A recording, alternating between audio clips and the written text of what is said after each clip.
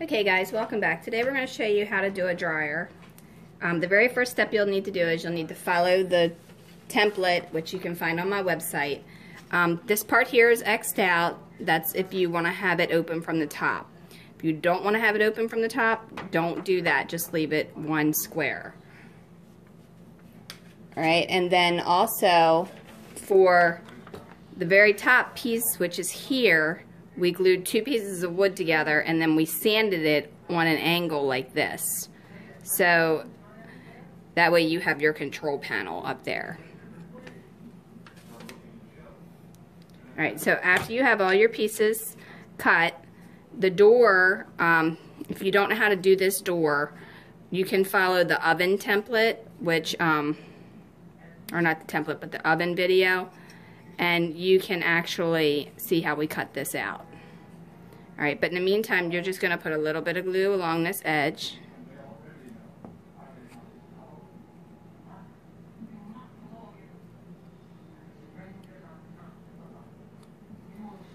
And then you're going to attach this on top of that, but make sure it's even with the top.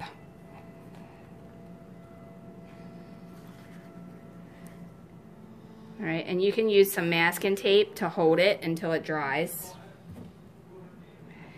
Okay, so now you want to put your shelf in, and I'm just using a scrap piece of wood as my guide.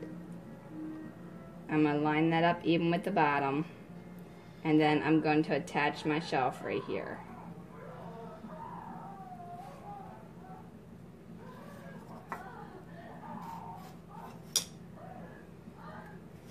Okay, make sure it's square.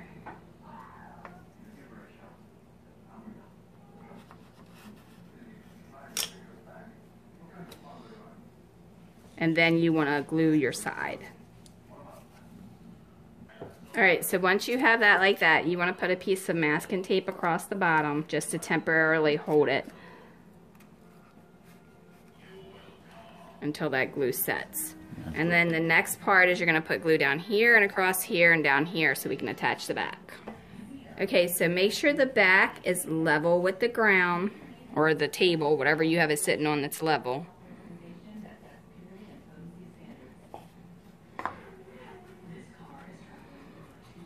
And then the top should be even all the way around. And you see how this is starting to come apart? You need to put masking tape on that to hold that, otherwise it's gonna not seal completely.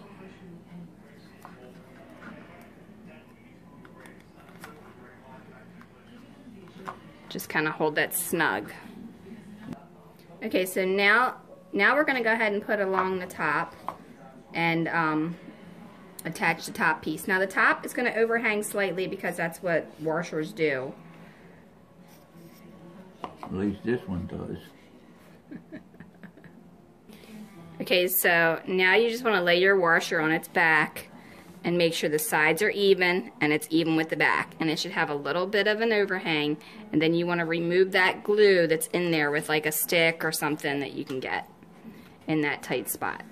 And then tape it down so it doesn't warp out of place. Okay, so I keep saying washer and I don't know why, but it's a dryer. We're going to be doing the washer in the next video. We have all the parts sitting here and ready to go. Now the piece that you sanded and you made for the back, you're just going to attach that right there on the back of it.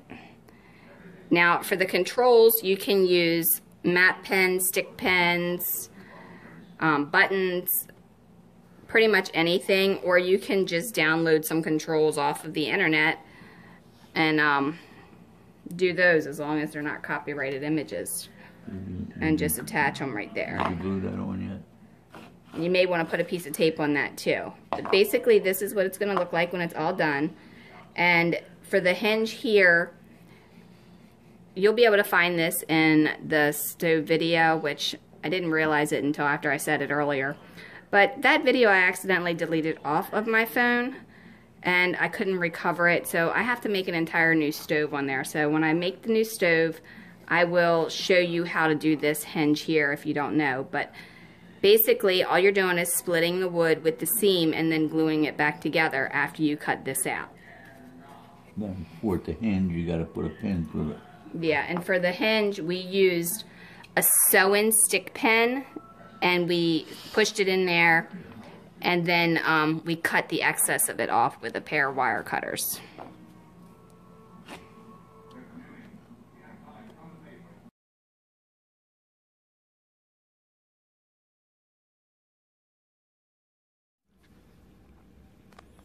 Okay guys, well that was it for this video. We are still working on some minor things with the dollhouse. We have a little bit more to go.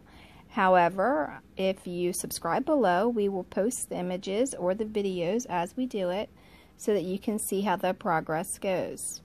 Also, if you subscribe, we'll have the tutorials that we'll post as well, and you'll be able to see them. And we plan on making some furniture and a few other DIYs, so you don't want to miss that. And also, if you go on our Facebook page under Dollhouse Miniature Madness and Tutorials, you will be able to find lots and lots of pictures of everything that we've done, along with a few other things. And then, you know, you can comment there or you can comment below. If you have any questions, you're more than welcome to leave them, and we will get to them as soon as we can. But other than that, we're going to continue working on this miniature madness because we're having a ball. And thanks for watching, and have a great day.